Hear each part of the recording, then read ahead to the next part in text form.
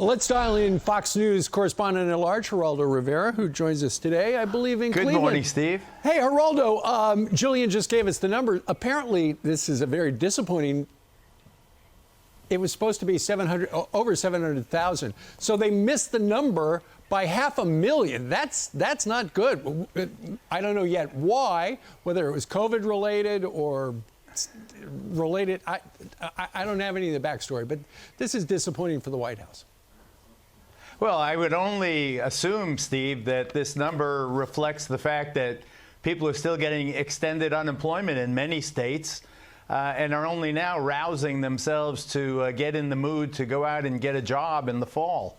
I mean, it's a positive number, modest, as you suggest. It seems the economy cooling a bit, despite all of the stimulus that's been injected into it. I'm not an economist, but my just gut reaction is that there's not enough incentive for people to go to work. That's why you see so many help wanted signs wherever you go throughout the country. And it is quite alarming. You want people to get up, dust off their rumps, and get out there and make some money. Yeah, but why do that when you can get paid more to sit on your couch? And I think you're probably exactly right. I'm sure they're going to, have some rationale. It's going to be COVID related or something. We'll have that throughout the day. Meanwhile, here's something the White House probably not too happy about. There's a brand new poll out from the NPR and Marist, and essentially Joe Biden is so far underwater right now. A majority of Americans disapprove of his job performance. He has lost 5 points with Democrats, and he's down 10 points with independents.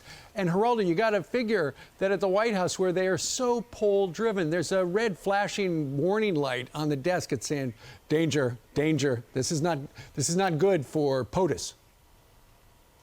Well, the real problem is when he started, it was good old Uncle Joe. President Biden was handing out all that free money.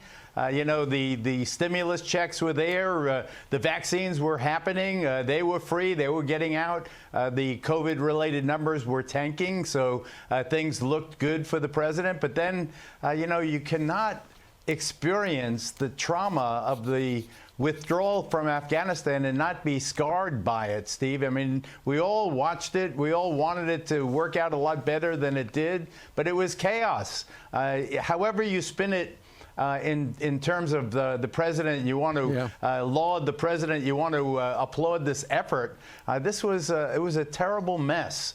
And the death of the 13 GIs is something that just exacerbated everything. And even, not even worse, but my God, how could I say that? But the solemn ceremony, the dignified transfer. The dignified transfer, that's the word I was looking for. The dignified transfer was so marred. It seemed that the president was looking at his watch. He seemed unengaged.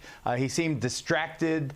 The families, they made a point of protesting that he seemed to speak more about his own family and his son Beau than the president did about their own fallen Marine in this case. And some ugly things were said. And, when a president is not on the same wavelength as a Gold Star family, you know that there's something wrong. And I believe that the perception of something being shaky has now sunken into the American people, hence a poll that, 43% is, President Trump existed with that right from the get-go. Biden was well over 50%, though. He's on track to be one of the most popular presidents. But obviously, there's been some terrible missteps here. Hopefully, he can regain his composure. But he seems rattled right now, and it's distressing, Steve. Well, and that's why, according to our White House correspondent, the White House would like to change the subject away from Afghanistan pretty much to anything else. The ace in the White House, Steve? The ace reporter in the White House?